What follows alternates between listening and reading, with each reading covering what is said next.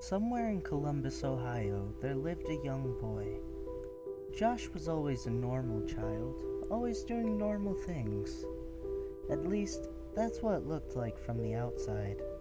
Inside, Josh always felt alone. His father was a cocaine addict, and his mother not too right. Keeping to himself in his room and playing with the many toys they bought to occupy him with, it always felt so empty.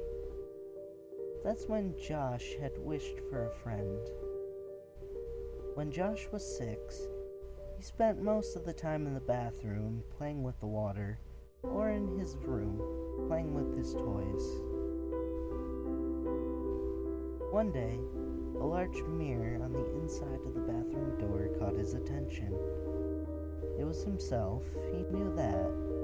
He always knew that, but there was something about him that was different. His appearance didn't move and smile like he did. The mirror was a long mirror, about half the size of the door, and could easily show his full stature. It was in the middle of the afternoon. His mother was sleeping, and his father was at work when the young boy he was looking at spoke to him. Wanna play? Josh didn't know what to make of it. He didn't feel scared, but it all felt so real to him. The reality overtook him as the boy seemed to move from the mirror in front of him. Josh just smiled like usual and nodded his head. The boy led himself to Josh's room, where the ground was cluttered with Josh's toys. This allowed the two to laugh and play together with ease. Over the next few months, Josh's parents noticed the loud noises coming from Josh and his room. Always talking to himself, toys moving around as he played. His parents always asked who he was talking to, or who he was playing with, several times assuming that he had an imaginary friend, but Josh always answered with absolute certainty. Jacob! Over the next 2 years, Josh had been focusing more on cartoons and real-life friends than playing with Jacob. Sometimes, when Josh wasn't home, his mother could hear toys dropping upstairs. Jacob didn't appear too often, but there was always a sign that he was there, and Josh was beginning to fear his room. Josh was afraid of even being near upstairs if he was alone.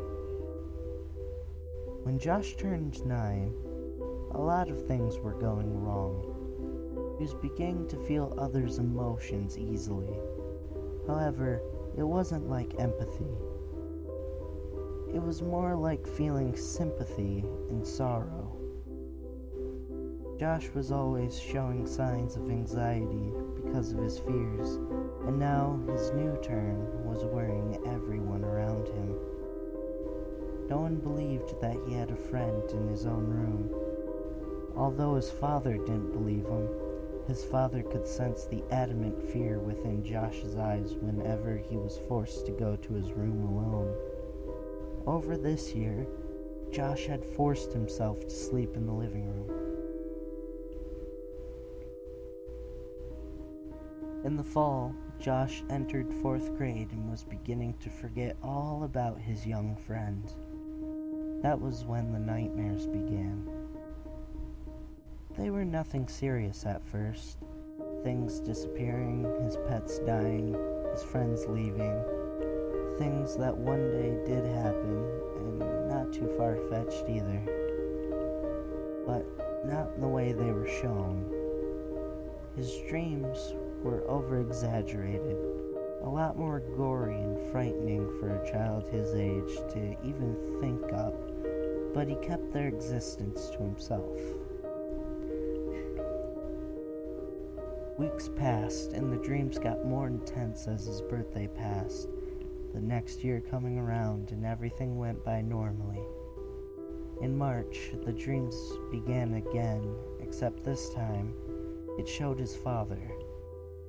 Someone breaking in and killing him, repeatedly mutilating his body until there was nothing left. The next day, his mother and father got into a large fight, but nothing too different. There was just so much negative energy in the air. It was as if anger and rage itself was filling the house, but still, Josh was scared of his dream and begged his mom to stay home, though she ignored his pleas. Earlier that day, Josh's uncle had dropped off a computer for his father to fix up. It was so that Josh could have it for school and socializing. Josh's father had stayed up late to finish it after Josh had fallen asleep in the living room. A small mattress from a pull-out couch was laid across the floor so he could rest peacefully. The next morning, Josh woke up. His morning cartoons were over, and he was almost late for school. The first thing that he did was try to wake his father up, screaming at him for making him miss his cartoons. Josh's father didn't wake. No matter how many times his small hands pushed his father's body, rocking it back and forth, he didn't move, screaming, "Daddy!" over and over, beginning to notice a pale gray bubble forming around his lips. Out of instinct, Josh ran into the kitchen and grabbed a knife. The foam moved, but still his father wasn't breathing. His mother worked night shift and would be home within the hour, and his mind couldn't even think about the police. His mom was the only thing running through his mind as he ran up the steps, his fear disappearing as he rummaged through the room for the phone book to call the number his mom had left him. Returning downstairs, Josh called the number, but she was already on her way home. Still in his pajamas, Josh walked outside and sat on the front steps. He couldn't cry anymore. He just couldn't. He couldn't tell how long it took his mother to come home, but the moment she drove into the driveway, she could tell something was wrong.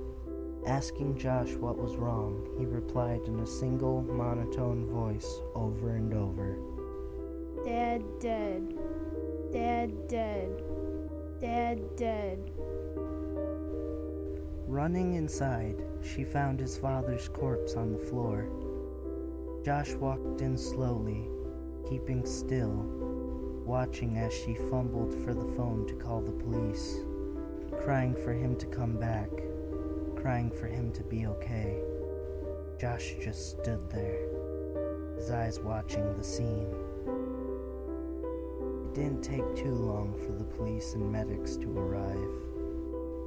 They said that his father had not died in his sleep, but in fact fell, having a heart attack and a stroke at the same time, as if something scared him. While the medics were there, Josh sat on the top step of the stairs looking down. He swore he could hear Jacob's laughter, however, drowned out by the people. As the medics left, one thing bore into Josh's mind as the medics spoke loud enough so that he could hear. If your son knew CPR, he could have saved his life. Depression took hold of Josh from that point on. Things leaving and dying around him, disappearing. None of it could even be explained, and anyone that dated him stated that something told them to leave. Josh was forever cursed and haunted by that little boy from the mirror. The little boy now trapped within himself, forever watching his very step. If you're very lonely, never try to play with